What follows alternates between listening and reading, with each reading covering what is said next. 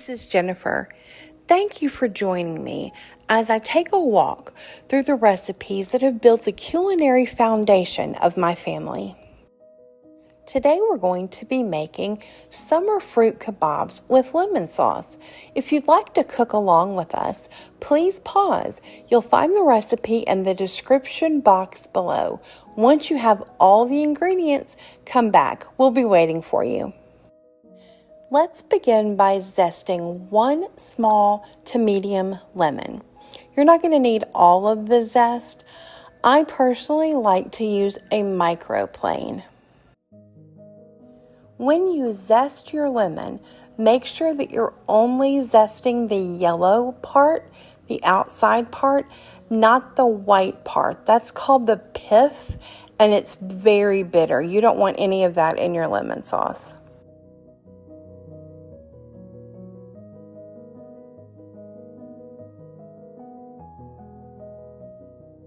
Next, you're going to want to slice and juice the lemon you got the zest from. Now, this was a pretty juicy lemon, but you can also microwave your lemon for about 10 seconds or roll it on the counter to bring out more of the juice.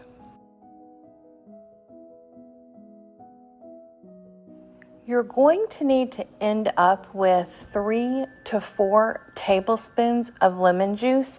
Here we ended up with about 3 3/4 tablespoons, which was perfect for what we needed.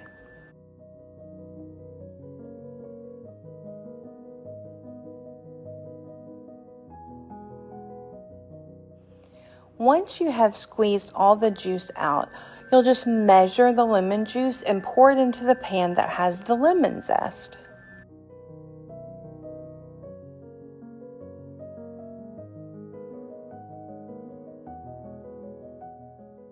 Set the lemon juice mixture aside and crack 1 egg into 1 cup of water. You're going to want to make sure that you whisk it really well because you don't want any scrambled eggs in your lemon sauce. Add a pinch of salt, or as people like to say, measure it with your heart, however much salt you think you're going to want. And then add 1 cup of sugar or Splenda and whisk it together well.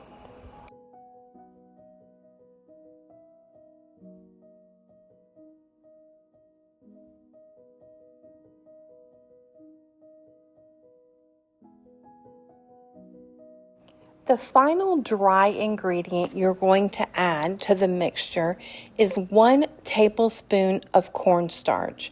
Add that into the egg and sugar mixture and whisk. And then you're going to add it into the pot with the lemon juice.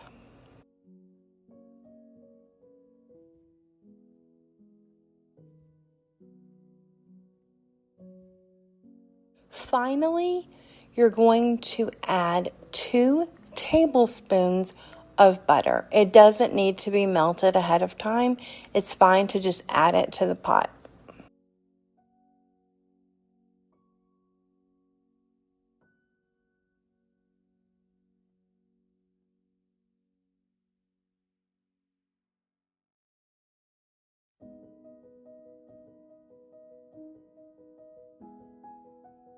Place your saucepan on a medium to medium-low heat, whisking and stirring pretty frequently. The sauce will thicken well as it heats up. While that's thickening on the stove, and I have my mother here to stir it so it doesn't scald, let's put together our kebabs. Make sure that you have mint leaves separated and out on your prep surface. For my kebabs, I like to have strawberry, watermelon, pineapple, blueberry, grape, and mint. But feel free to use any fruit that you like. I got these small skewers from the grocery store. You can also cut large skewers in half. And to make the kebabs, I'm just going to do blueberries, mint, pineapple, watermelon, mint, strawberry, grape, mint, and then finally a blueberry. Pour the thickened, cooled lemon sauce over your fruit kebabs and enjoy. When I was little, my grandmother's neighborhood had this fun 4th of July parade that I remember going to. This would be a great appetizer to take for a 4th of July party. Thanks for visiting. Is to very finely mince 1 clove of garlic. This garlic will not be cooked, so you want to make sure that you are making the mince incredibly fine so that you don't bite into a really big piece of raw garlic. Now we're going to be chopping up some fresh dill. I usually use about a teaspoon if it's fresh, maybe a little bit more if it's dried dill weed. I forgot to mention that we were adding the garlic and the dill to a bowl that contains 1/2 block of softened cream cheese.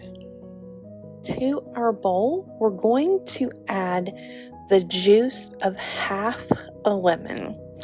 Our lemon wasn't super juicy. I don't think I remembered to roll it before I juiced it. That makes it a little more juicy. You can also microwave it for about 10 seconds. Now to the bowl, we're going to add 1/2 teaspoon of coarse ground pepper and 1/2 teaspoon of salt. Stir everything very well to combine and set aside for the flavors to meld a little bit while we cut up our cucumbers. Now we're going to slice 1 English cucumber. English cucumbers are preferable because they don't have as much liquid in them. But I guess if you want to use a regular cucumber, you can, but it's definitely not going to hold up to the toppings as well as an English cucumber will. Here's where things get a little complicated for me, not for the recipe. I got a kind of smoked salmon that I'm not used to using, and it didn't peel apart very well, and it also didn't slice very well. So I ended up just tearing pieces off of the salmon, which worked out pretty well. You don't need really big pieces of salmon for this recipe. As you can see, I tore off pretty small pieces, cut pretty small pieces, and you're going to put those directly on top of the cucumbers that you have already sliced on your platter. Next, we're going to top the salmon cucumber bite with our cream cheese mixture. I ended up eventually using my fingers because it was just easier. I promise my hands were clean. As long as your hands are clean, I think it'll be fine. And it's probably easier, but you do you. You might also choose to put the cream cheese mixture on before you add the salmon. That might be a little bit easier. Either way, it all ends up in the same place. So once you have the cream cheese on top of the salmon mixture, you're going to top half of them with a small sprig of fresh dill weed.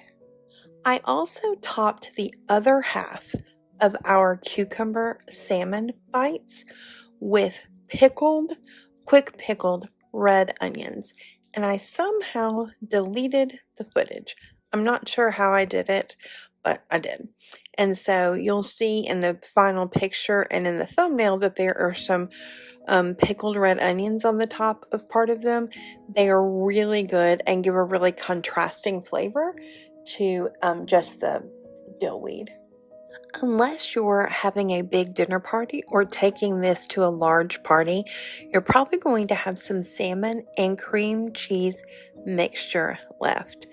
Put it in a food processor with a little bit of Dijon mustard and a little bit of mayonnaise, and you're going to have a fantastic salmon dip or salmon pate. If you make this dish, let us know in the comments below how you liked it. Thanks for watching. Welcome to Pope's Plates if you're a new viewer, and welcome back if you're one of our favorite friends. We're preparing today for football. We're coming up on the college national championship and the Super Bowl in just a few weeks.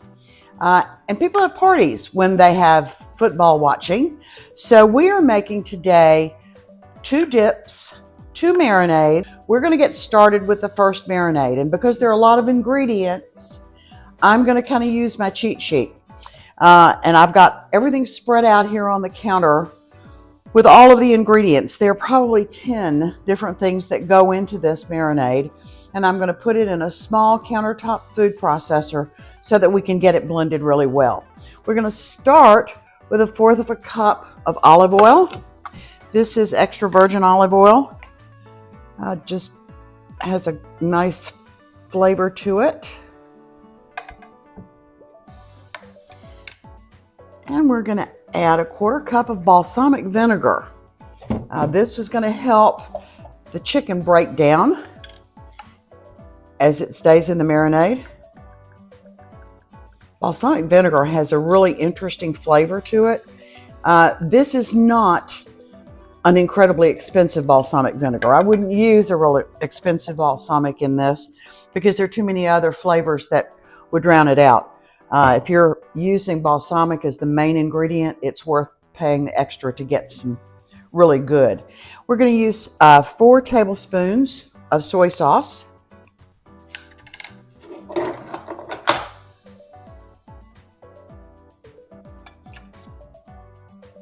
This is low sodium soy sauce, just because we do kind of monitor salt intake in our family, and we're not big fans of a lot of heavy salt. We're also going to use 4 tablespoons of Worcestershire sauce. Hope I said that the right way.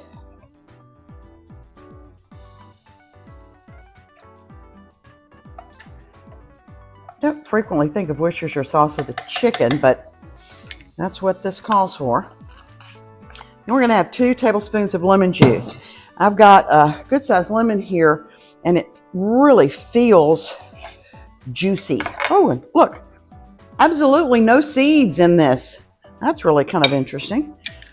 All right, I'm going to just sort of eyeball 2 tablespoons. I think half of this lemon will be plenty for 2 tablespoons. And we can use the other lemon for something else later. Then we're going to do 3 tablespoons of brown sugar. Now let's see how. Well, trick, if you have harder brown sugar, mine is okay. But if your brown sugar dries out and gets hard, if you put a piece of bread in with the brown sugar, it will moisten itself right up and you'll be able to use it really easily. So mine seem to be okay. We're going to have a teaspoon of dried rosemary.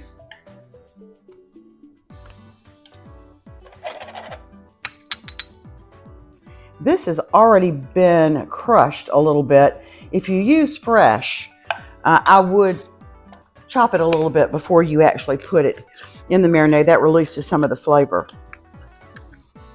Then we've got a tablespoon of Dijon mustard. Well, that's not going to work. Let's do 2 teaspoons. That gets us what we need to have.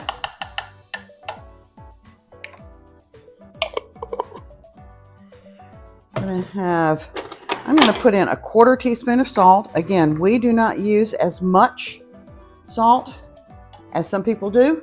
Going to put in 1/4 teaspoon of black pepper. And then a teaspoon of garlic powder. That's the final thing that we add, and we've got mustard all over our teaspoon, so let's just use the half one. All right, that does it. Now let's blend this up. You'll have to forgive the noise a little bit. Well, Jennifer said it's not plugged in, so plugging it in would be the best thing to do.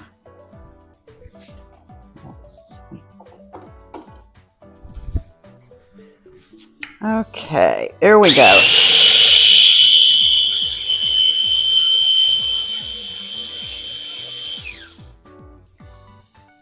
that looks perfect. What we're doing is really just dissolving the brown sugar and making sure that everything is mixed up together.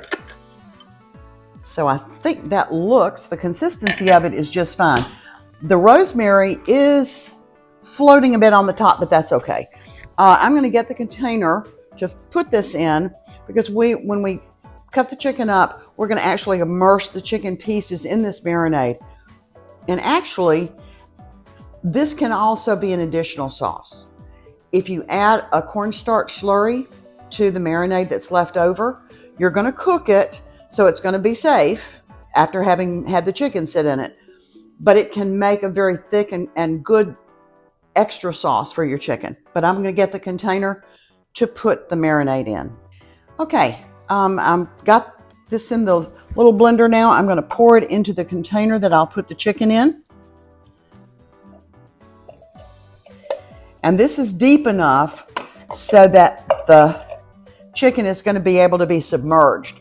I'm going to set this container aside because it's dirty. I'll have to wash it before we can use it again. And I'm going to go on to the second marinade, which is based in yogurt. So I will get that together and get it ready for preparation, and I'll be right back. Okay, we're back for marinade number 2, and this one is based on non-flavored Greek yogurt. Now we've got the yogurt here in our cup. It's a 1 cup of yogurt. That gives a real bitey kind of taste, I think. Now, that's not the right word. Maybe I'm not sure what that word is, but at any rate, yogurt is a great flavor for a marinade. Get that off my thumb here. Tangy is a good word. Thank you, Jennifer. Then we also have 2 tablespoons of olive oil. And again, we're using the extra virgin olive oil. Ooh, that would have been a little more than I intended to put in there, but there you go. Calls for 3 cloves of garlic. We are using garlic from a jar. I have got some, but it's frankly the garlic that I have is not great. So I'm using the equivalent of 3 cloves of garlic from the already prepared garlic. We use a teaspoon of turmeric. That gives a really bright color to the marinade.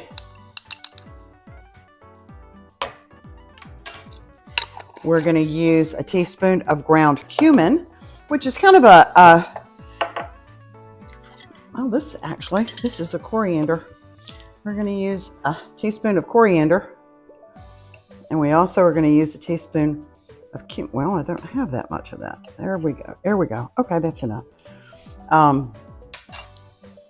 do have the cumin. Let me step away for a second and get that cumin. This is kind of a messy day. I called myself being organized, and not so much. So we're going to have a half teaspoon of cumin. That's a very Mexican flavor, which is going to be interesting with some of our sauces that we're going to make.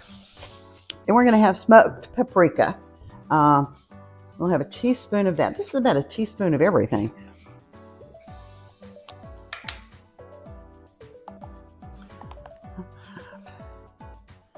Teaspoon of the smoked paprika.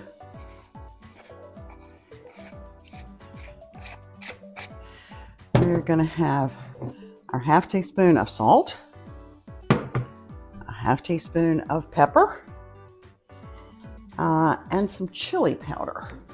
Where was that? I don't know that I've got the chili powder. Oh, yeah, I do. There we go. Not paying attention again. All right. There we go. That is a lot of stuff into one marinade. I've got a whisk. I'm going to whisk it up.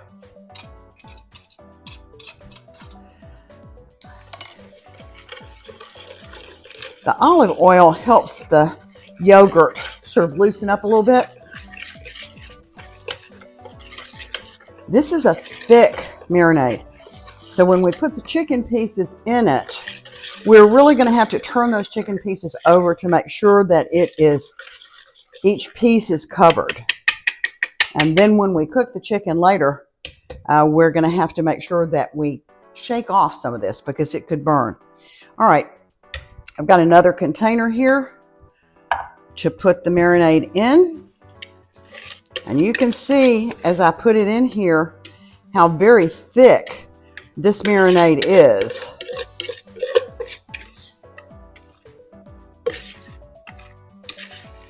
Okay, that got just about all of it from the bowl. And it really is thick. So we'll have to be really careful when we get the chicken and cut that chicken up to make sure that it's covered. I had cut up most of the chicken already before I put it in the marinade.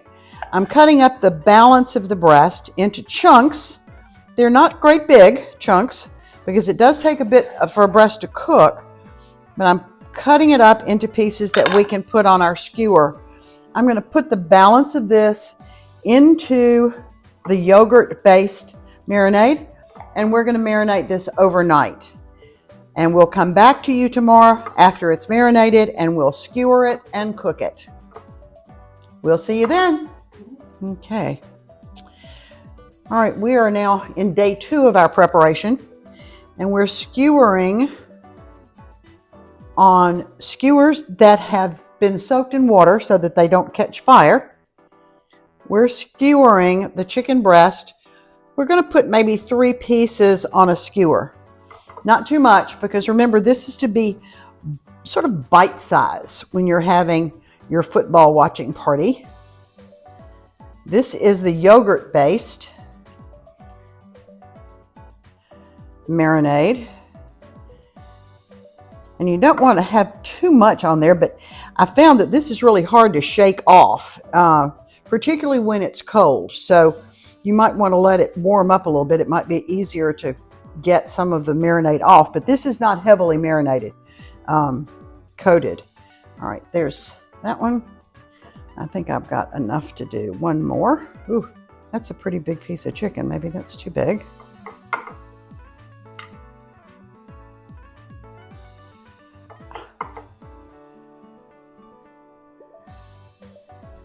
It's a shame we don't have smell-o-vision. This marinade smells so good.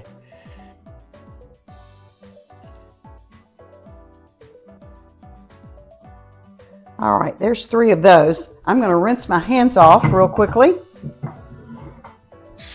to get the marinade off before I do the other skewers. This marinade is more Mexican, sort of inspired.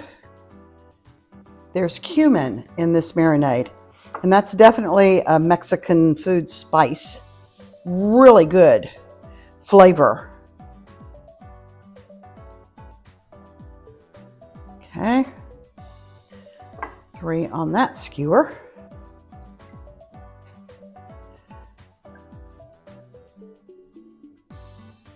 Yeah, good plan would be to let this warm up. This marinade's cold, just right out of the refrigerator.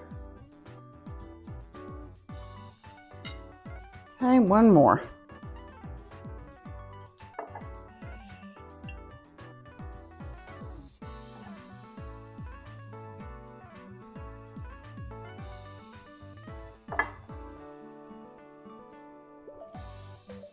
Alrighty. There we go. So we've got 6 skewers ready to go. Put them on a smokeless grill.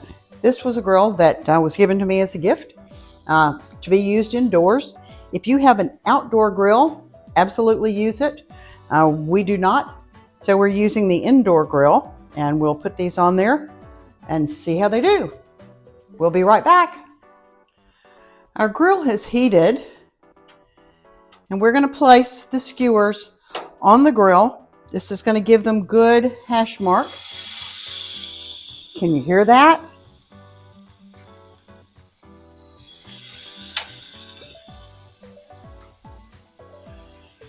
Now I will say the marinade that's the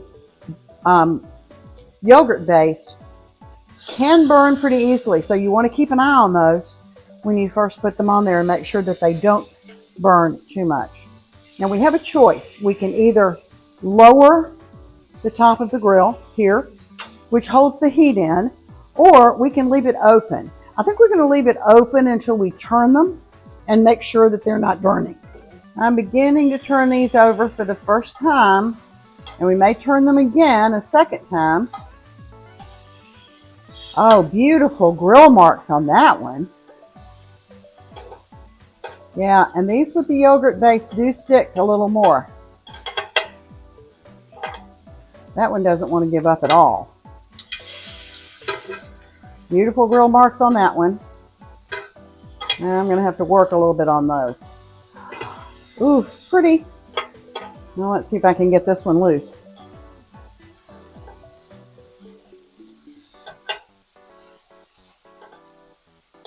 But frankly, it's good to know that these stick. So you want to really keep an eye on them. These are chicken breast pieces, so it's going to take them a little bit longer to cook than it would if you're using, say, thighs, which have been cut and deboned.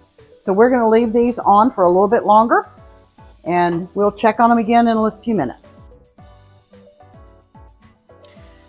The first of our dipping sauces is going to be honey Dijon mustard sauce, and it starts with a quarter cup of mayonnaise, and I'm just going to kind of eyeball this as it goes in. You also have a quarter cup of Dijon mustard. Well, that's not going to get in there. I'll have to get a smaller spoon.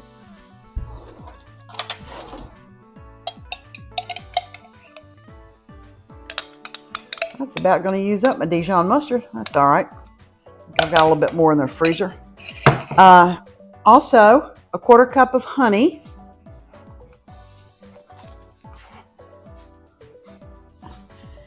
And honey tends to stick when you don't use it very often. So let's get it going here. There we go. Oh, goodness. Quarter cup of that. And then we're going to add in about a tablespoon of white wine vinegar.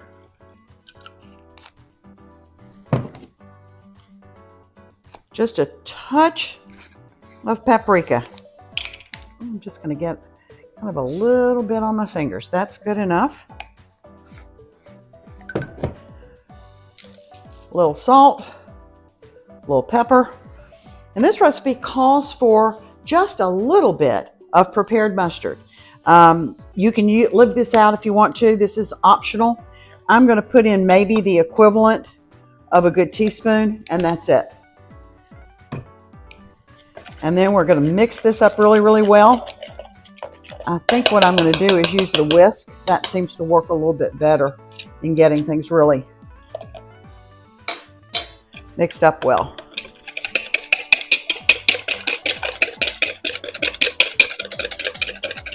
And this is going to go into a container in the refrigerator where it will sit overnight too, because we're going to have it ready when we have our chicken skewers that are grilled.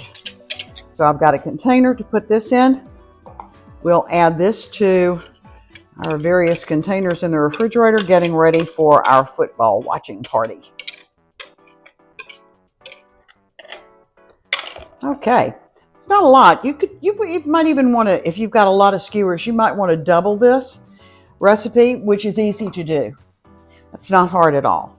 All right, I'm going to rinse this off and get the ingredients for the next dip. This next dip is buffalo chicken dip. It has buffalo aioli in it. The recipe itself calls for a full cup of buffalo aioli. I'm not sure that my family could tolerate a whole cup, so I'm adjusting it downward a little bit. But you start with a softened brick of cream cheese in your food processor.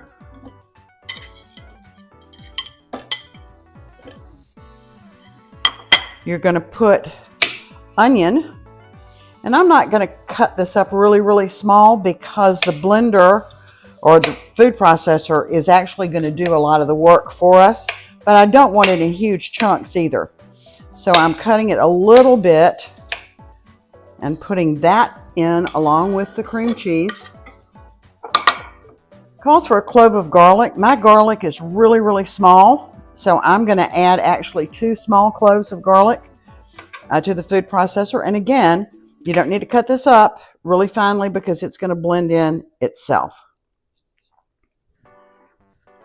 Then we're going to take about a teaspoon of cumin. And this is a sort of a Mexican spice. You can really smell it. It smells wonderful. And about a half a cup of the aioli. This is going to make it a beautiful color. This is kind of an orange color. Half a cup I think is probably going to be great for my family. But feel free to use the whole cup if you've got the stomach for it. I'm going to blend this before I add the cheddar cheese in. We'll pulse it to get it started, and then I'll blend it until it's really pureed.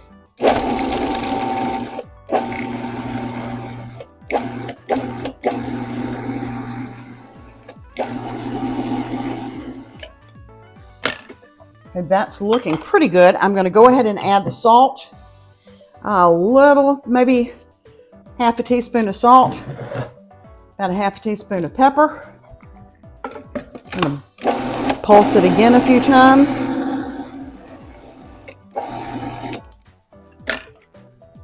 And we're going to add the equivalent of a cup of cheese, cheddar cheese. Now, I was listening to another YouTube channel, and the gentleman that was doing the cooking made a really good point. If you use the pre-shredded cheese, it has an additive that keeps it from clumping together. If you really want a perfect blend of cheddar, I'd use block cheese and grate it yourself. I didn't have block cheese, so we're using the pre-shredded. And it goes into and mixes in completely. I'm going to scrape down the sides a little bit of this because there's some that's caught around the top. We don't want that to happen. We want it all to be blended in well.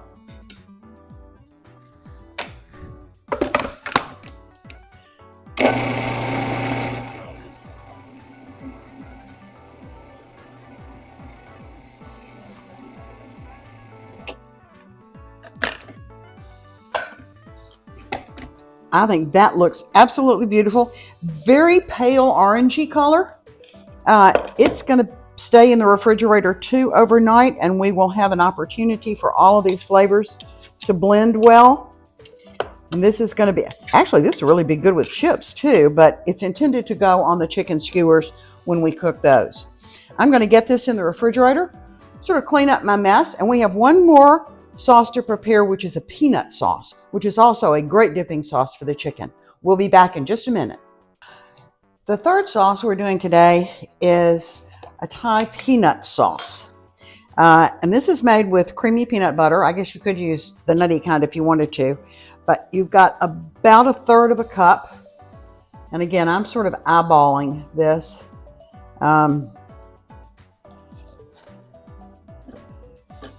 To get started, and we're going to have a 1/4 teaspoon of ginger. You can either use fresh ginger that you've grated, or you can use the powdered ginger. If you use the fresh ginger, it's a 1/2 teaspoon. If you use the powdered, it's a 1/4 teaspoon. Goodness, making a mess here. We're also going to have about a tablespoon of maple syrup, which gives an interesting sweetness, I think, to this. That's about a tablespoon. We're going to have a couple of tablespoons of low sodium soy sauce. As we said before, we like the low sodium because we, as a family, are kind of cutting back on our salt. You're going to add a little bit of black pepper, a little bit of rice wine vinegar.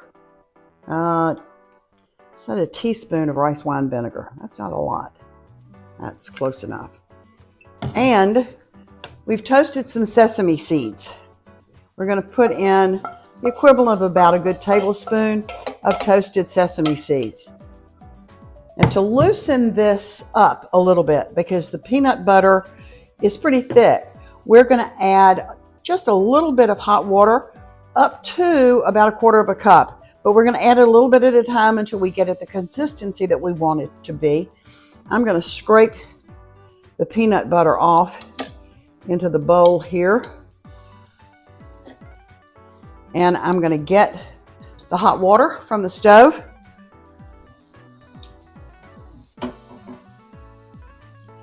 We're going to add just a little bit to get it going. And we'll add more as we need it.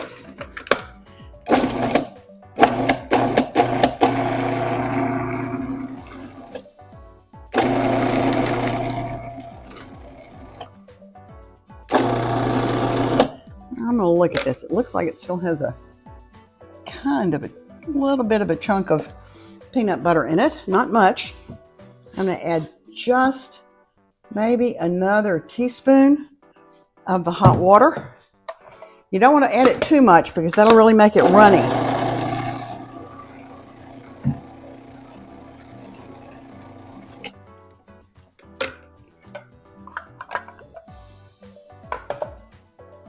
All right, that looks like a beautiful consistency.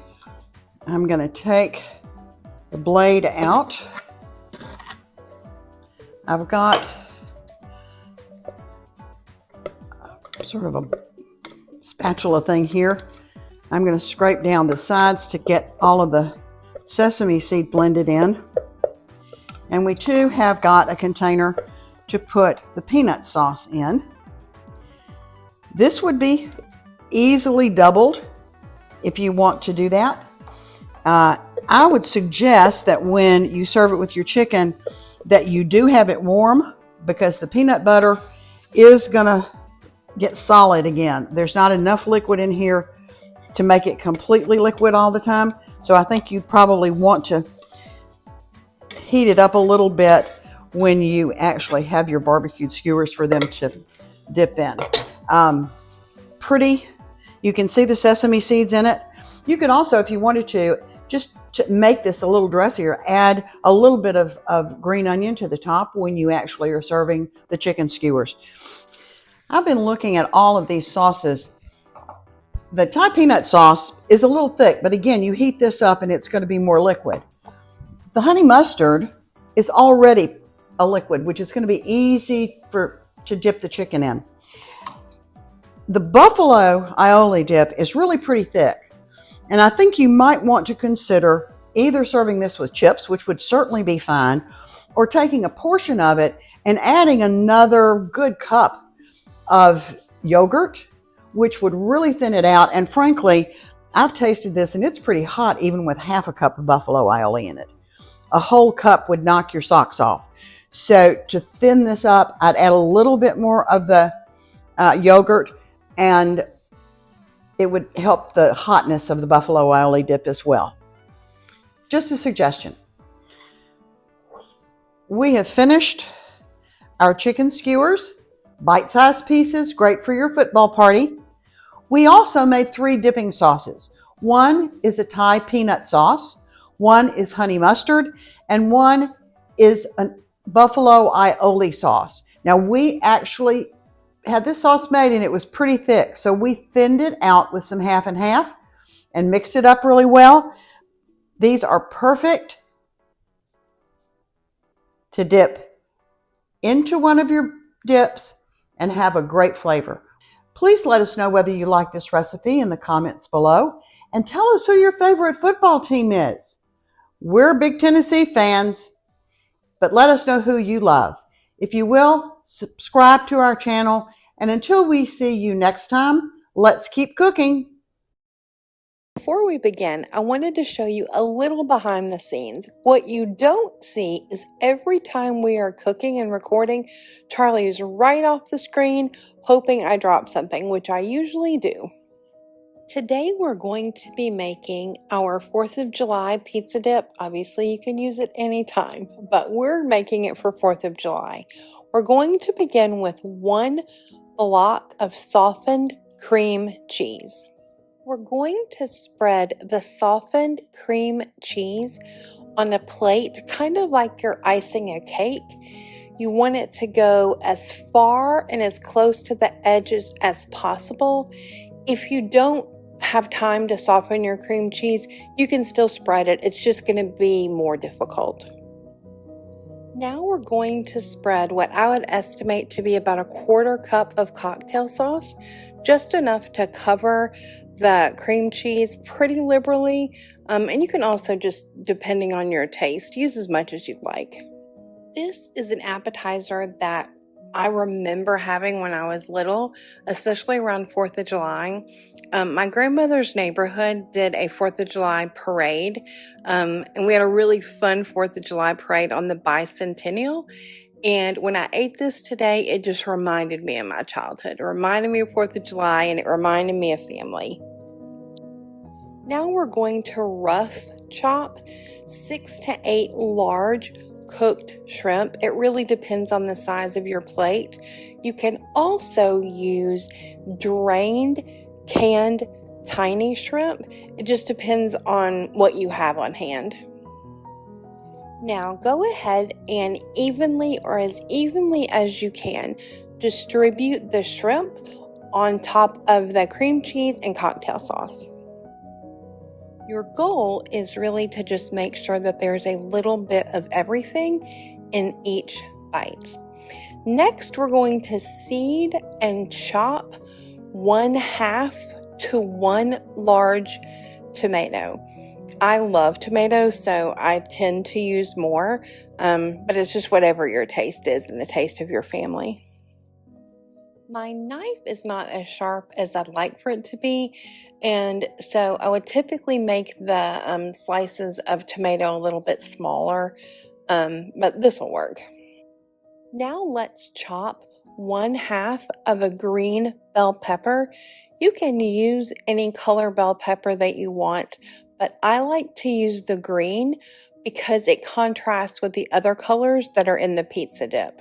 So I always use green, and I don't like a whole lot of pepper, and so if you want more, you can use more, but I used 1/2 pepper here. Now let's finely chop 2 green onions or scallions.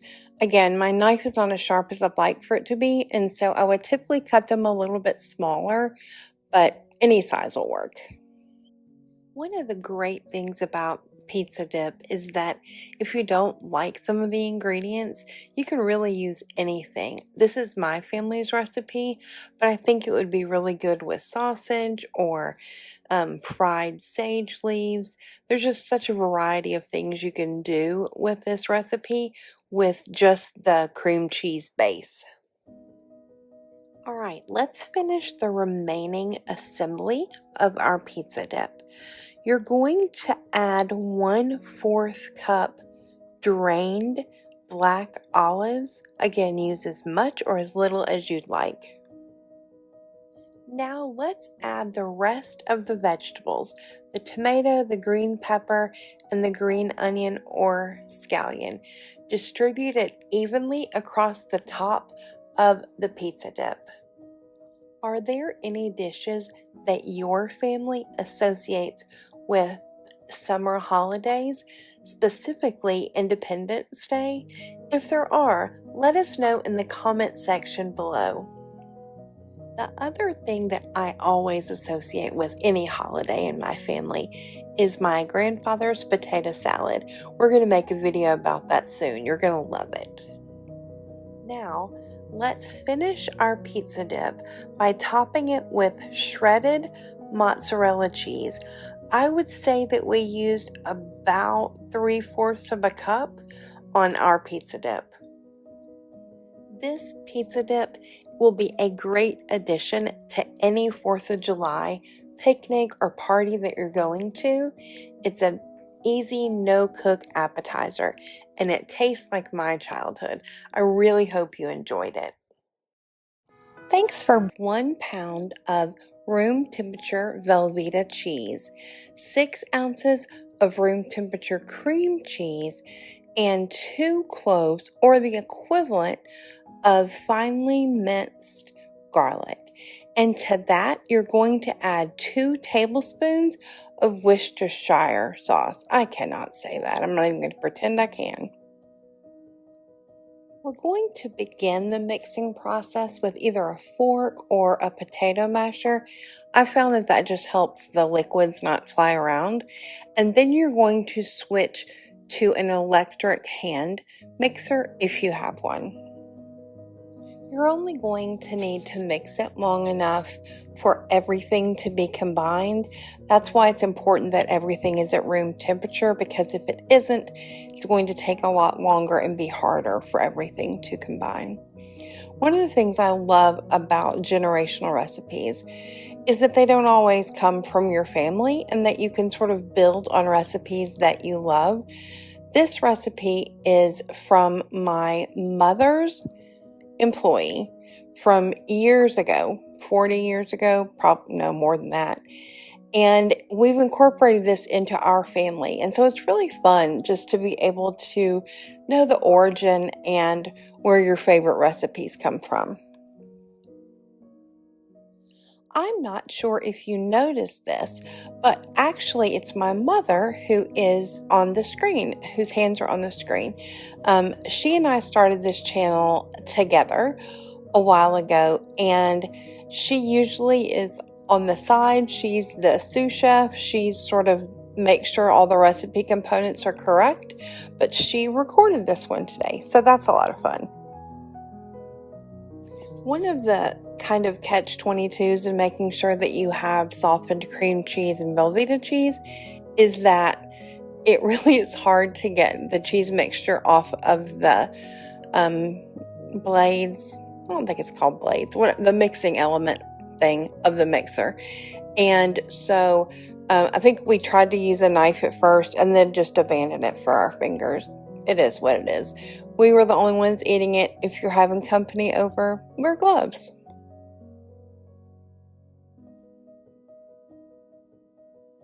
Now we're going to line either our cutting board or just our counter with plastic wrap or saran wrap, and you're going to spread the cheese mixture onto the saran wrap. Now, again, one of the sort of side effects of having it be softened is that it's kind of sticky and a little bit hard to spread. As you can see here, probably, having a second set of hands definitely helps in holding your plastic wrap or saran wrap down because it tends to slide everywhere. Once you get the cheese mixture completely spooned onto your plastic wrap, you're going to roll the cheese mixture into a log, or you can also make a cheese ball if you would like to, but this is just easier. So you're going to roll it into a log and make sure that it is completely sealed so that it doesn't dry out. Once you have your cheese mixture completely sealed, you're going to refrigerate it for at least an hour. I would recommend refrigerating it overnight if you can, but you need to refrigerate it for at least an hour because we are not finished yet. We have some more things to do to the cheese ball, and if it isn't refrigerated, it's just too sticky to work with. It's so interesting to me how taste and smell reignite our memory. When my mom was first telling me about this dish, I do not remember having it at all until I tasted it, and then the memory just came flooding back. While your cheese is in the refrigerator, you're going to rough chop 1 cup of pecans. I am sure if you don't like pecans, it would be good with walnuts or almonds, but you just need to rough chop the equivalency of about a cup of pecans, and you're going to unmold or I don't know, take your cheese mixture out of the plastic and you're going to roll it in the pecans and sort of pat the pecans into any opening or empty space on the cheese. Now, as you can see, we ended up needing more nuts. I think that's because we made a long cheese log instead of a cheese ball, and so we had more surface area that we needed to cover. But whatever you think you would like or your company would like, if you don't want to have it completely covered, don't worry about it.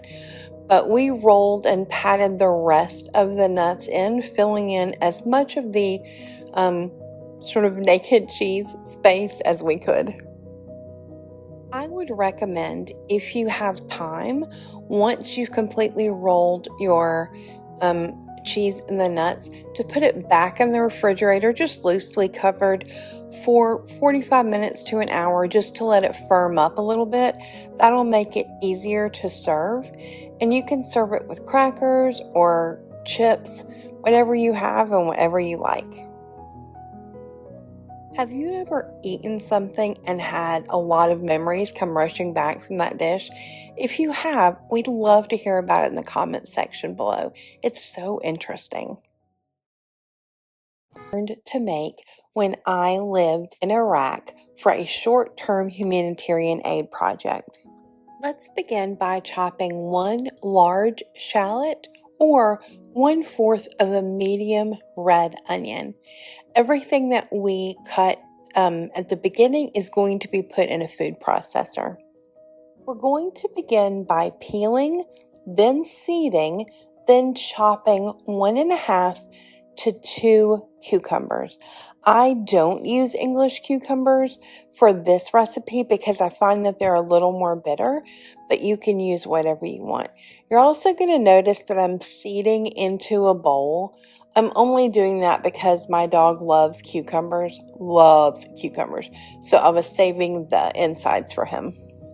Once your cucumbers have been completely seeded, you're going to very rough chop them and put them in a small food processor. And then I blend them in that food processor and I spoon the cucumber onion mixture into a paper towel lined strainer over a bowl. That lets a lot of the liquid drip out so that our dip is not super runny. Allow the cucumber mixture to drain for 10 to 15 minutes, and then we're actually going to get more liquid out by squeezing it. And you're going to want to reinforce it with paper towels, a couple more paper towels so that it doesn't break when you're squeezing the remaining liquid, or as much of the remaining liquid as you can, out of the cucumbers. Once you've gotten as much of the liquid as you can out of the cucumber, you're going to scrape it into a bowl. And to the cucumber, you're going to add the juice of 1 lemon or 1 teaspoon of lemon juice. Feel free to use a juicer if you have one, but you can also roll the lemon under your palm to get the juices a little bit looser, and you can squeeze it into the cucumber mixture just using your fingers to catch the seeds, because that would be terrible to have seeds in the cucumber dip. When I spent time in Iraq, I lived with an Iraqi family, and we didn't have any running water or any electricity. It was still just a fantastic experience. But the mom in the family asked that we all help out in the kitchen. We take turns since there were so many people there. And this dip is one that she taught me how to make and that I have made as often as I can for the last 20 years.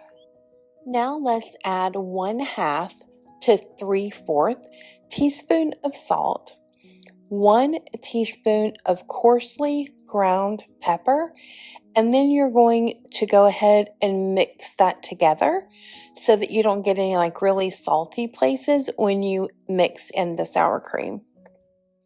To complete our dip, we're going to add 16 ounces of sour cream. When I was in Iraq, we used a kind of a sour cream that she made with sheep's milk and vinegar. But I'm just going to use either sour cream, or you can use Greek yogurt. I really like sour cream.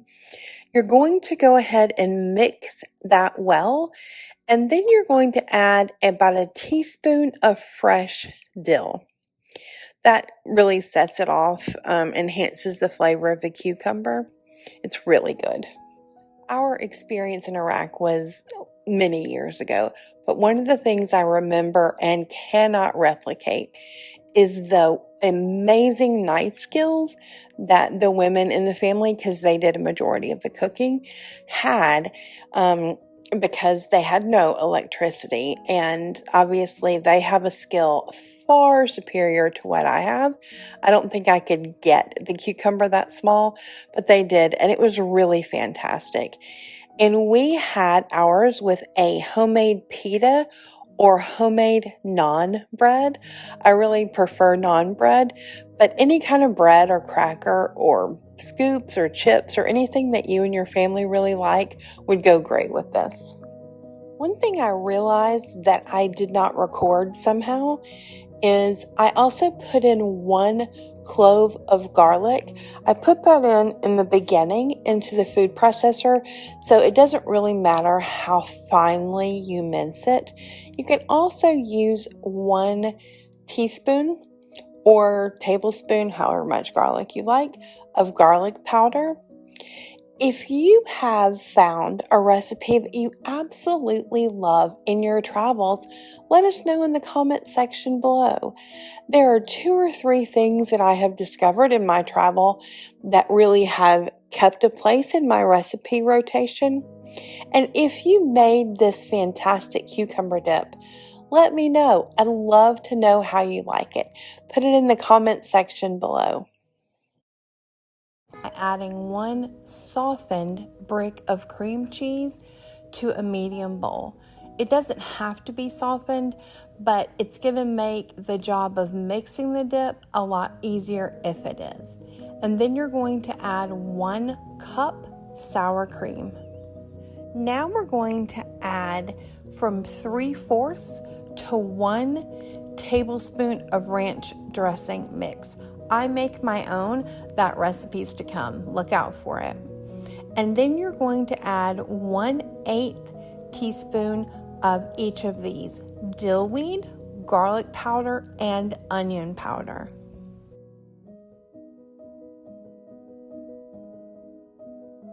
This recipe is from a dear family friend, and she uses 1 tablespoon of dry sherry.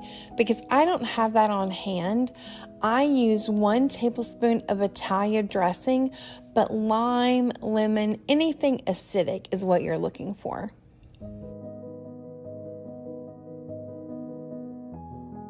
Now we're to the part where it's important that the cream cheese is softened. We're going to mix all the ingredients we have so far together before we add the shrimp. We want to make sure that the cream cheese and sour cream are really mixed in well together before we add the shrimp. Now let's open and drain a tin of tiny shrimp and add it to our mixture. I like to stir it in a little bit, and then I use the fork to press it against the sides to break up the shrimp. Because it's shrimp dip, I do like to leave some recognizable pieces of shrimp in the dip. Now, I like to serve this with scoops, but you can also serve it with vegetable sticks. I have this almost every Christmas. I had it for the first time at our friend's house, and now in our family, it's not Christmas unless there's shrimp dip. If you would like to make this recipe in the food processor, you absolutely can. Just add your shrimp at the very end and pulse lightly so that it doesn't become too gummy. Does your family have any recipes that just make your holiday? If you do, share them in the comments section. We would all love to know. Thanks for visiting. Welcome to Poke's Plates. I'm dressed in my Christmas red this morning. I'm excited about preparing something for my family that will be arriving for Christmas. I'm not quite sure when this video is going to go up, but my family gets in this weekend, and I wanted to have something special for them. I have made a mix like this for years and years. My mom had a recipe many years ago with Chex cereal. That's not a sponsored item, but you know, the cereal's rice, wheat, and corn Chex. I made it for a lot of years, and I thought it was really good. My son had a new variety that comes from a friend of mine last year, and he liked it a whole lot better. So I'm making my friend's recipe this year. The name of it is not really attractive. It's called Trash. Now, I don't know how they come up with the names for some of the things that they have. Maybe the same place that elephants got their names years ago. So I'm going to add the first part of this. We have, a box of wheat thins.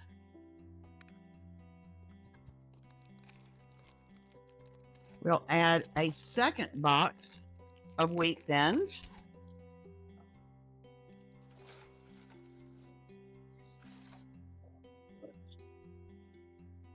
And we're going to add a box of Cheez-Its.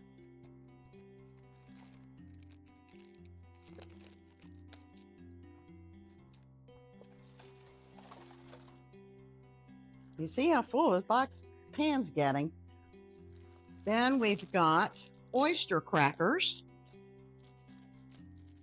And we add a half a bag of oyster crackers.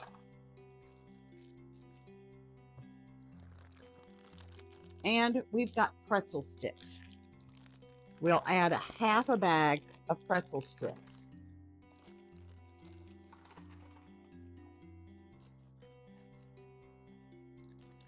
Now,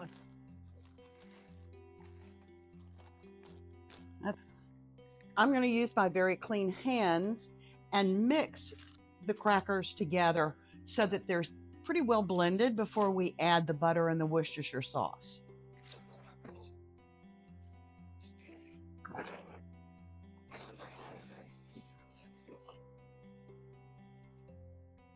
All right, now the next step is to put the spice blend together. And we've got a lot, and I'm using a cheat sheet because there's an awful lot here, and I want to make sure that I tell you everything that goes into this. We've got a separate bowl here. I'm going to move this out of the way a little bit. Move my bowl over. We have got basil. Got oregano, dill, a spice called Beaumonde, Beaumonde. It's a little hard to find. My friend found it and bought me a jar of it, so I have some on hand. Then we've got garlic salt, garlic powder, onion powder, parsley, a little pinch of black pepper, and then we have 2 packages of ranch dip mix that we add to this.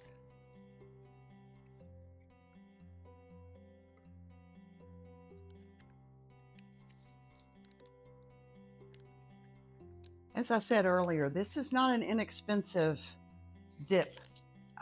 mix to make for your family. And we're going to stir this all up, blend all of this together.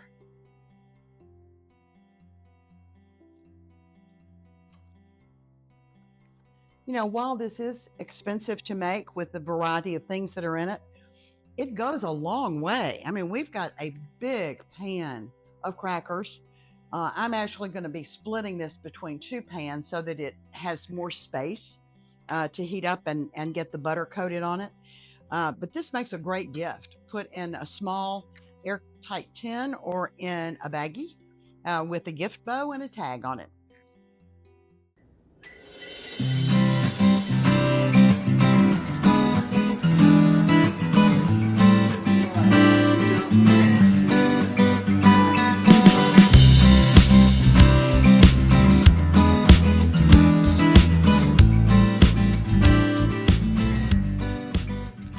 going to reach around and get the butter mixture, and I'm going to actually pour it into a big measuring cup so that it's a little bit easier for me to handle as I'm mixing it up with the crackers.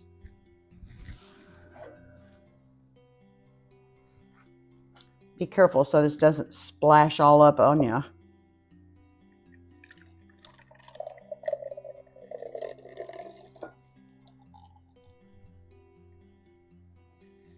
That smells good.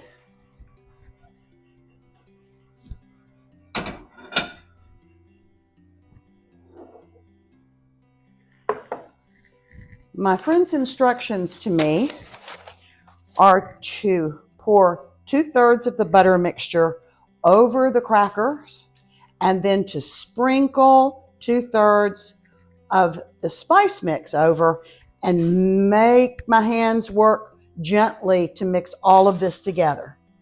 So I'm going to start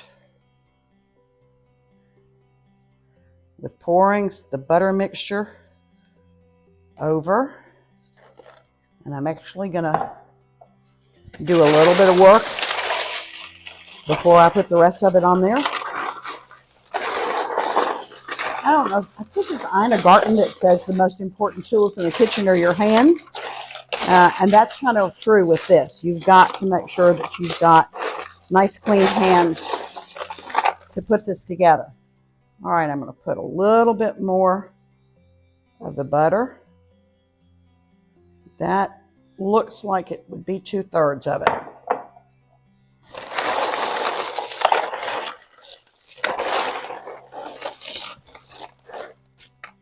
Right, now I'm going to take the spice mix. I'm just going to take a handful and sprinkle over. I'm going to mix this up.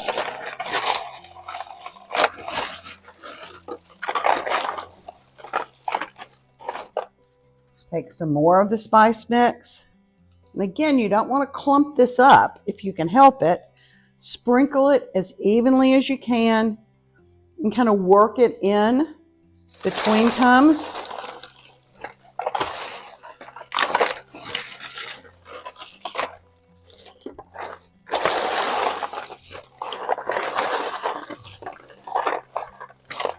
All right, I think I have one more handful of spices, and that should be what we need for this first round.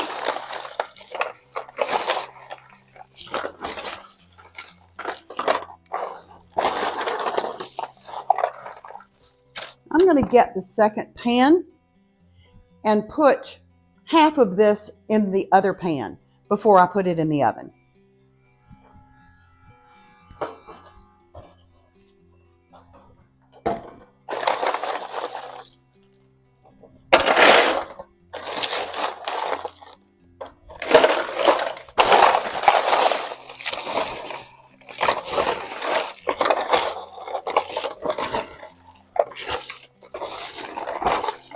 Okay, I can really see the butter on the bottom of this pan.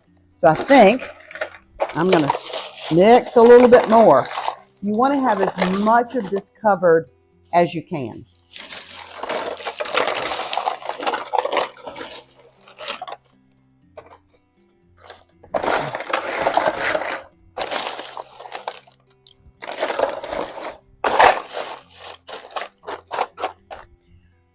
That looks good enough for right now.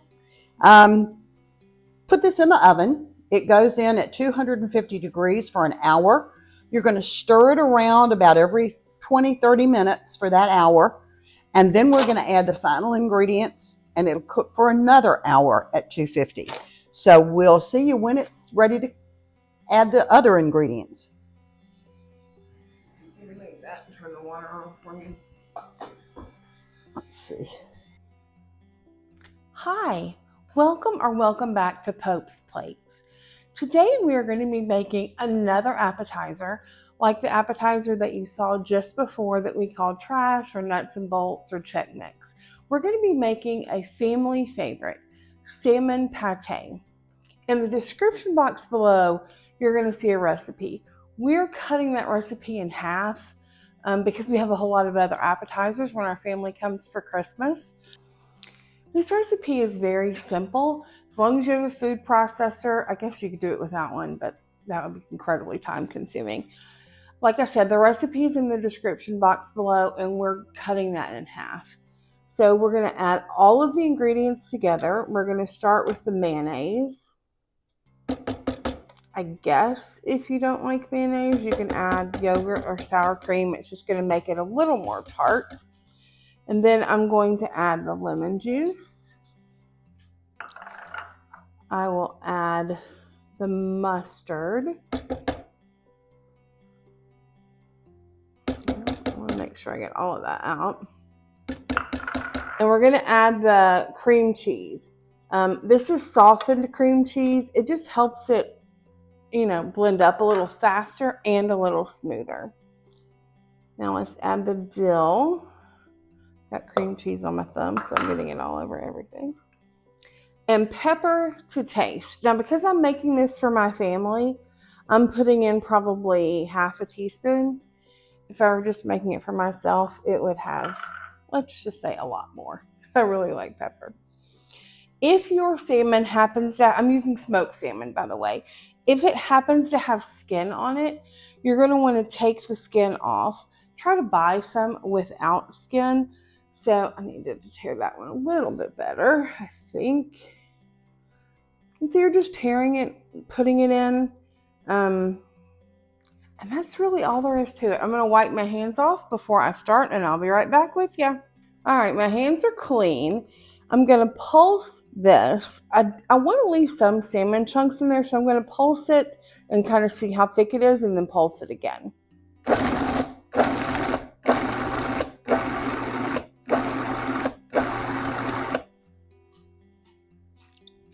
Okay, I think that looks pretty good. I'm going to pulse it a couple of more times. If you want it chunky, it's not chunky, but if you want it a little thicker, you could have it a little thicker.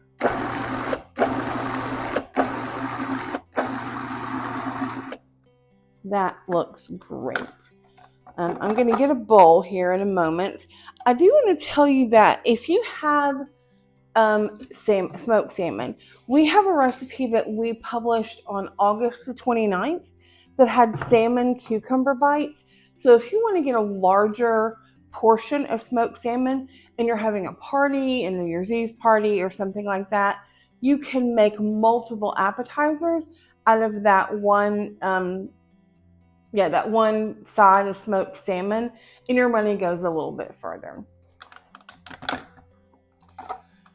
I did scrape down the sides to make sure that as much of the ingredients were off as possible. And I'm going to put this in I'm going to put part of this in a small serving dip bowl that is going to have crackers, or you can use vegetable chips. I would love to know what the appetizers your family likes. What reminds you of the holidays? Do you like more traditional or different? Let us know in the description box below. Until we see you next time, let's keep cooking.